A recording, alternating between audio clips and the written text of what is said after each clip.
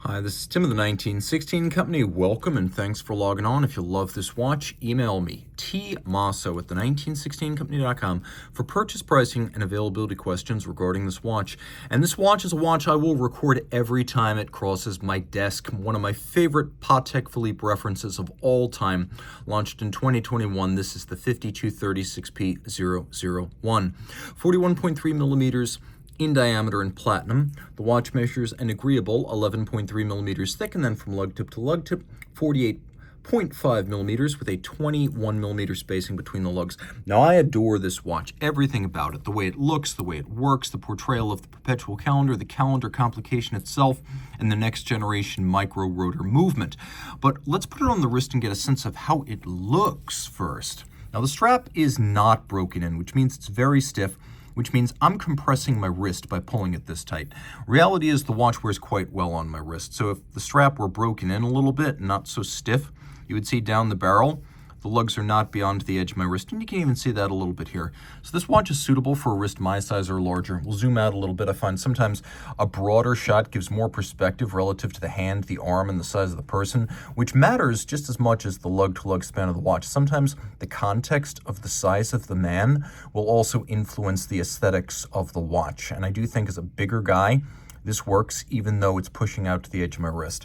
Now the strap's a nice piece. It's very, very well done. Gloss, dark blue, medium scale alligator leather in an unusual cut of the animal to make it distinctive. You can see that we've got a folded edge, a monotone stitch, calfskin on the bottom, a brand new Patek Philippe factory strap with pull-tab spring bars so you can quickly remove the strap without tools. We have a platinum clasp to match a platinum watch. Patek's still doing that. Some brands will give you white gold, but no, at Patek, it's platinum on platinum. And you can see there is this radial spring here that allows this to snap shut and actually close with quite a bit more security than a standard friction fit clasp would. The case is very similar to the 5235 annual calendar regulator, which means the case is very similar to the historic 3450 and 3448 perpetual calendars, and that is a deliberate reference. Patek doesn't really do retro watches or reeditions, but it will quote its own history often in the design of a watch. Not a complete resurrection, but things like lugs, case designs. They'll also bring back historic elements that may not even be part of wristwatches. The inline perpetual calendar was a feature of Patek Philippe pocket watches during the 20th century, including the 699, the 843, the 844, and the 725. So check out those watches and you will find this calendar system.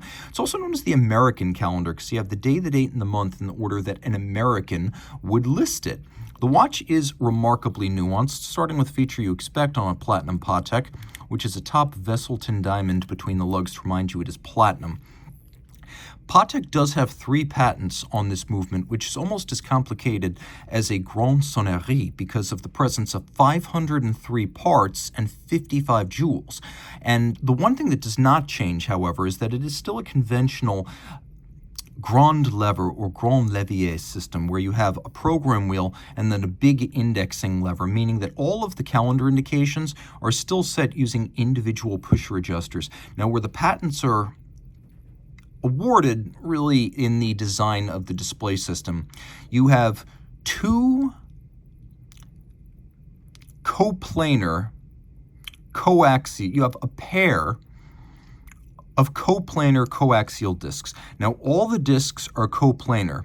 We have 2 individual matched pairs where you have the day and 1 digit of the month, or I should say 1 digit of the date, and then the month and 1 digit of the date. So the way this works is there are wheels on ball bearings that sit under the dial. And you may be wondering how all of this turns over, and that's a valid question that I've never really answered in a review of one of these. So these coplanar, coaxial, paired displays roll just like this. Just like that. So it is not an instantaneous jump, but it takes place through the night. Also note the presence of hacking seconds. There are now two versions of this watch, one with a salmon dial and blackened hands and indices, and then this one, which is the original that debuted in 2021. It's a little bit unusual because of the display of the inline calendar, but it's also more conventional than the 5235, because the 5235 was a regulator that I found a little bit difficult to read, whereas here I have conventional radial hour indices and hands for the minutes and hours at center. We have a little day-night indicator. When that thing is blue, don't attempt to use the pusher adjusters to set the calendar. That's your safety mechanism. We got a moon phase, so the calendar itself doesn't need to be reset until the year 2100. The moon phase needs to be reset on an interval, which is once every 122 years. And then we've got the leap year phase indicator. The hands as well as the indices are white gold. And if you look carefully, you can see this is actually a gradient dial. The blue is lighter at the center than it is at the edge. And then there's a brushed pattern.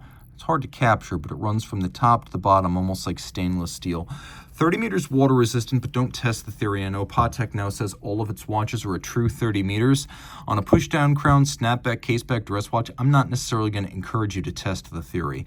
But the movement is beautiful. It's big, too. This is not the 240 micro rotor. This is a next-generation micro rotor automatic that was debuted on the 5235. Now, there are some changes from the 5235. The bridges change a little bit, but most importantly, the gold rotor of the 5235 here becomes platinum, because the more massive rotor gives more vigorous winding. The better to wind up a mainspring that now has 20% more torque, because the perpetual calendar system requires more torque to drive than the annual calendar on the 5235.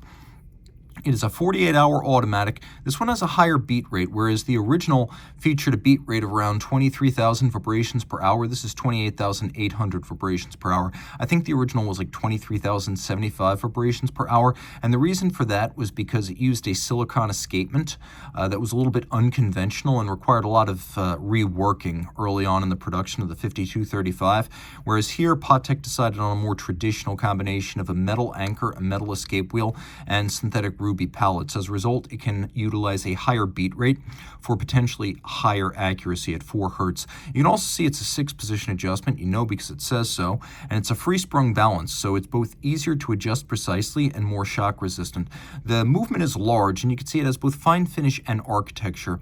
Architecture, for example, things like the shape, the relative size, and the positioning of the bridges relative to each other, whereas decoration is things like several sizes of engine-turned perlage on the base plate or mirrored beveling on the edge of the bridges. Now, Patek starts this level of movement mechanically, but then a drill bit with like a felt tip is used to create mirrored, rounded bevels in the end. If you look at something like, for example, an Audemars Piguet, they don't take that final step of polishing the bevels manually, so you wind up with visible bite marks from the milling wheel. On these, you don't have that. You can also see there's some places where bevels come to a little bit of a point. So while we don't have inward angles, we do have a couple of well-defined outward angles, such as this point right here, and those also require quite a bit of attention. We have large, broad stripes laid down by a abrasive wheel. You can see these stripes are bigger and broader than what you'll find on other Patek movements. That's a feature of these 31260 movements. Another thing you'll see is that all screw heads are mirror finished with chamfered slots in circumference, and Patek mirror finishes and internally bevels all of the jewel sinks, which is a nice touch. You could see satination on the wheels as well as the ratchet wheel cover. And then there are little elements like locating pegs used to locate structures on substructures, and those locating pegs are polished on their top. So really good looking watch all over. The finishing is fine. It's what you expect at this level. We got a hairspring that is silicon. It's the 3rd generation, at least, of Patek's silicon hairspring, which has 3 features. 1, anti-magnetic. 2, resistant to temperature-induced timing drift. And then finally, because of the precision of deep reactive ion etching, it is a flat hairspring, but it breathes concentrically like an overcoil. So in any position, it's going to keep very consistent time. There is a lot to love here, and I've probably missed something, but what I want to impart to you is that this is one of the best Patek Philippe designs of the last quarter century. It's destined to be a classic. It is an absolute pleasure to own, in the hand, very substantial, and something that will always have artistic and engineering value. It is an instant classic. Reach out to Team Mosso at the 1916company.com for purchase and pricing details.